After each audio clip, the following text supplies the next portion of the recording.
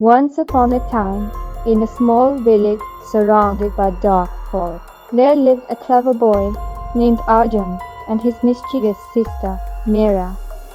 They loved exploring the woods, even though the villagers warned them about an old witch named Bhairavi, who lived in a crooked house deep in the forest. Thus stay away from her, the villagers would say. She cast spells that caused trouble. But Arjun and Meera were curious. One sunny morning, they decided to venture into the forest to see if the stories were true. As they walked deeper into the woods, they found strange things. Trees that whispered, flowers that glowed, and streams that flowed backwards. Finally, they stumbled upon a small house made of twisted branches, with smoke curling out of its crooked chimney. This must be the witch house. Meera, her eyes wide. Before they could hide, the door creaked open, and out stepped the witch Bhairavi. She was not as scary as they had imagined. She was short, with a pointy hat and a crooked nose, and she carried a wand that sparkled faintly. "What are you doing here?" Bhairavi asked, narrowing her eyes.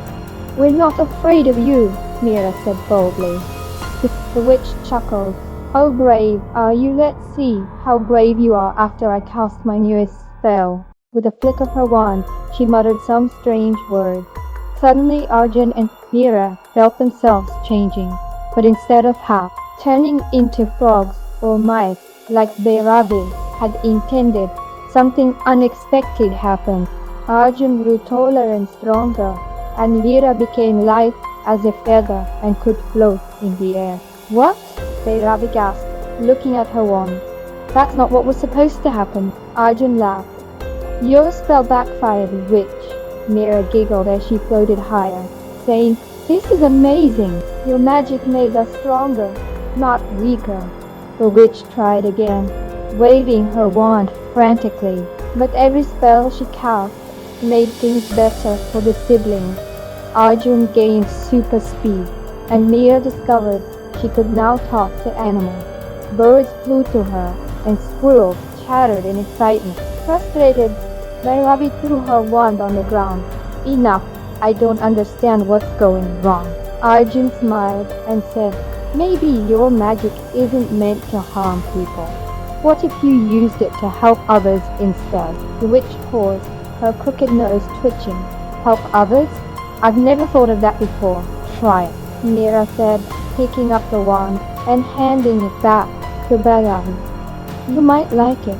Bhairavi hesitated, then waved her wand over a wilted tree nearby. Instantly, the tree blossomed with flowers and fruit. She waved it again, and the dried-up stream started flowing with fresh, sparkling water. The forest seemed to brighten with every spell. "This feels nice," Bhairavi admitted, a small smile creeping onto her face. From that day on, Wit's crooked house became a magical place where the villagers could come for help.